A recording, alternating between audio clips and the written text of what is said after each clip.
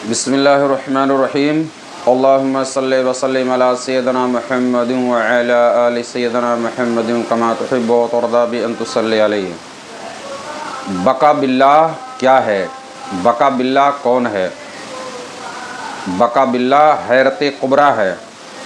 حیرت کبریٰ تسلیم و رضا کا آخری مقام ہے، یعنی بقا باللہ کا مقام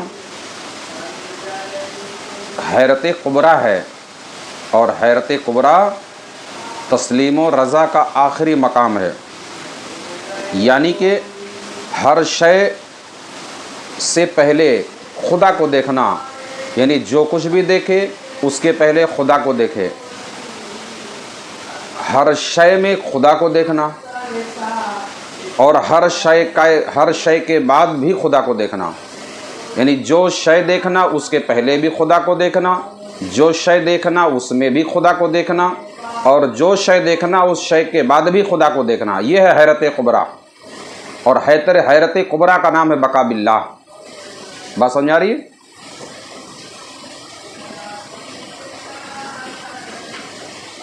بقا باللہ یعنی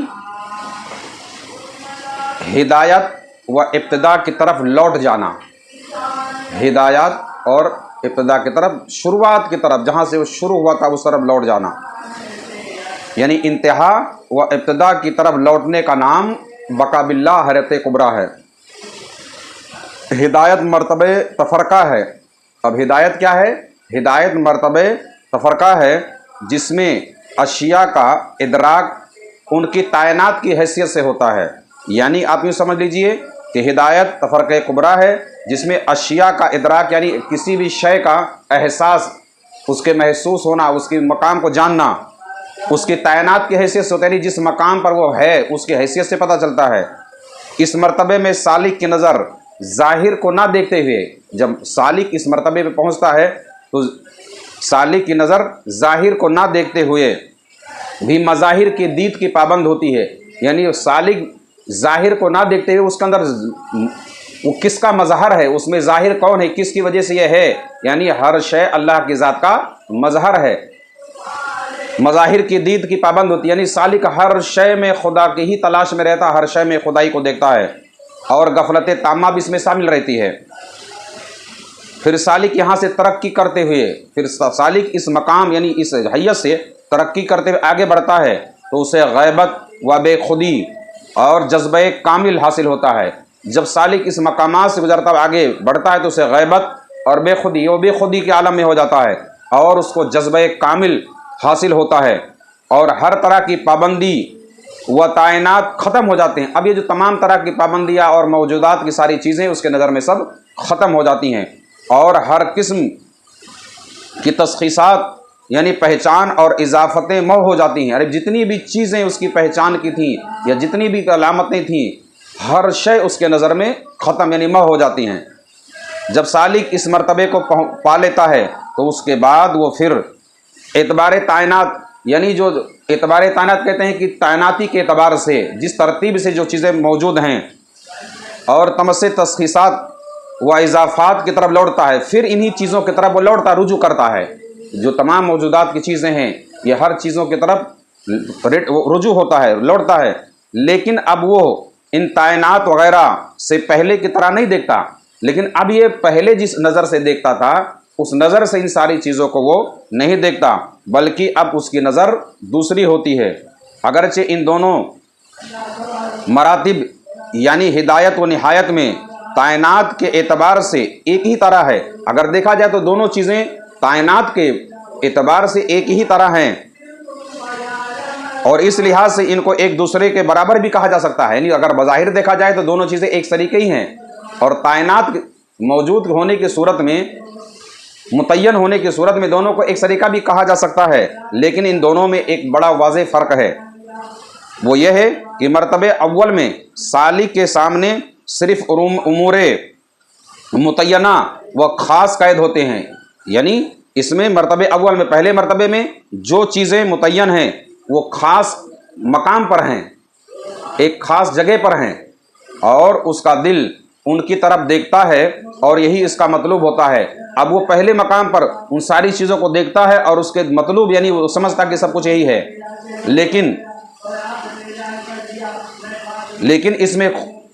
لیکن حکم خدا کے مطالعہ و ملاحظہ کا کہیں پتہ نہیں ہوتا، لیکن اس کے اندر دیکھتا تو ویسی ہے، باقی اس کے اندر حکم خدا کا کوئی اس کو احساس نہیں ہوتا کہ اس میں حکم خداوندی کس طریقے سے کارگر ہے، یعنی اس میں خدا کا احساس بالکل نہیں ہوتا۔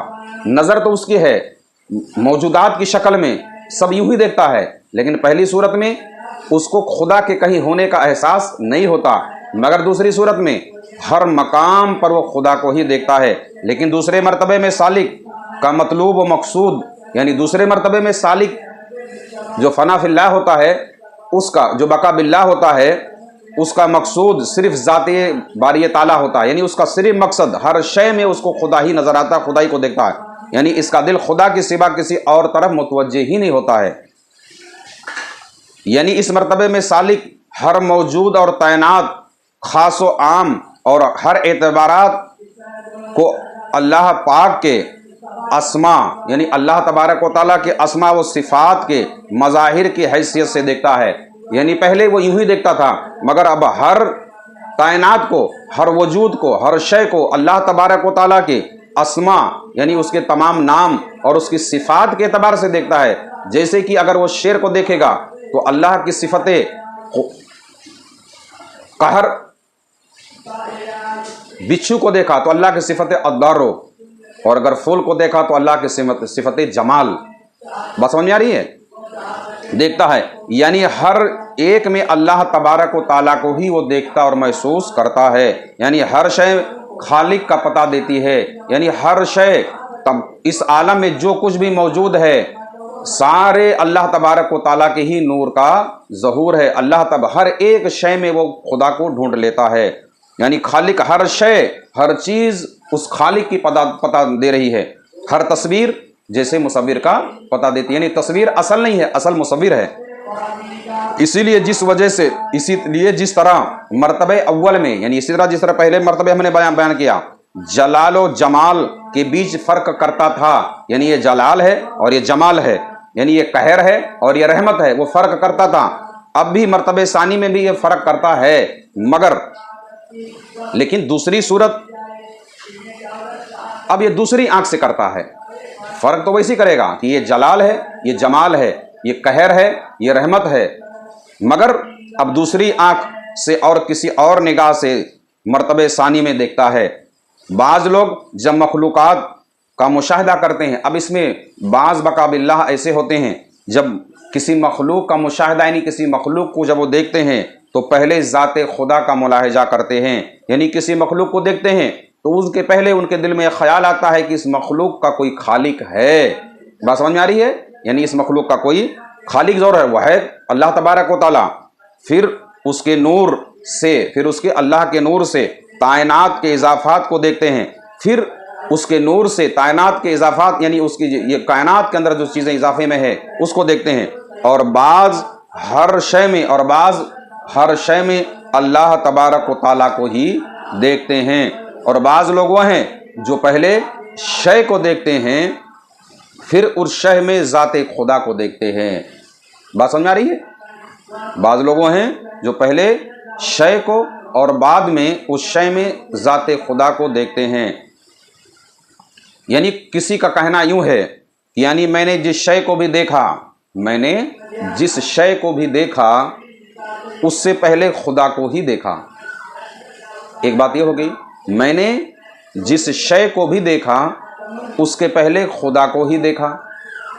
کچھ کا حال یہ ہے کہ میں نے جس شے کو بھی دیکھا اللہ تعالیٰ کو ہی اس میں دیکھا۔ بات سمجھ آ رہی ہے؟ لا موجودہ الا ہو، اللہ کے سوا کوئی موجود نہیں ہے۔ میں نے جس بھی شے کو دیکھا اس میں اللہ ہی کو دیکھا۔ اور کسی کا حال یہ ہے، یعنی میں نے جس شے کو بھی دیکھا اس کے بعد خدا کو ہی دیکھا۔ بات سمجھ آیا؟ یعنی بقا باللہ کی منزل پر جب بندہ پہنچتا ہے، میں نے بتایا کہ بقا باللہ حیرت کبریٰ ہے، یعنی بڑی حیرت کا مقام ہے، یعنی حیرت میں پڑ جاتا ہے، حیرت کبریٰ ہے یہ، بڑی حیرت ہے.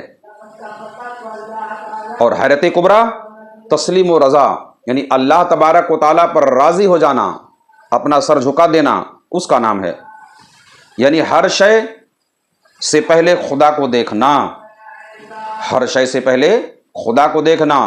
یعنی جو بھی شے ہم نے دیکھا، یعنی ہم نے پھول دیکھا، برابر ہے، یہ حالت اللہ تبارک و تعالیٰ کی صفت جمال کی تجلی اس پہ پڑی ہے. تو پھول خود اصل نہیں ہے نا. پھول کو اگانے والا، اس کو حسن دینے والا، اس میں خوشبو دینے والا کون ہے؟ اللہ ہے. تو پھول کو دیکھنے سے پہلے اس پھول بنانے والے، اس پھول کی تخلیق کرنے والے کا یاد آ جانا، یہ ہے بقا باللہ والوں کا مرتبہ. اس کے بعد جس پھول کو پھر پھول کو دیکھے تو اس پھول کے اندر خوشبو کی شکل میں جو موجود ہے وہ ذات باری تعالیٰ کا نور ہے. اور اس کے بعد پھر دیکھنا، پھر جس شے کو ہم نے دیکھا اس کے بعد بھی خدا کو دیکھا. یعنی اب یہ شے، ہر شے اصل نہیں ہے، یہ شے فانی ہے، مگر اللہ کی ذات باقی ہے. بات سمجھ آ رہی ہے؟ یعنی جو کچھ بھی ہم نے دیکھا اس کے پہلے خدا کو دیکھا، جو دیکھا اس کے اندر خدا دیکھا، اور جو دیکھا اس کے بعد بھی ہم نے خدا کو دیکھا. یہ ہے حیرت کبریٰ، یعنی بقابل لاہ. اللہ تبارک و تعالیٰ ہمارے تمام سالکین کو، جو اللہ تبارک و تعالیٰ کی راہ میں چل رہے ہیں، جہاں کہیں بھی روئے زمین پر ہو، تمام ناظرین ہو، مولا کریم ان سب سالکین کو ان منزلوں سے، ان مراتب سے ان کو سرفراز فرمائے، اور ان تمام منازل پر آسانی سے مولا کریم ان کو مستفیض فرمائے. آمین ثم آمین برحمتک یا ارحم الراحمین.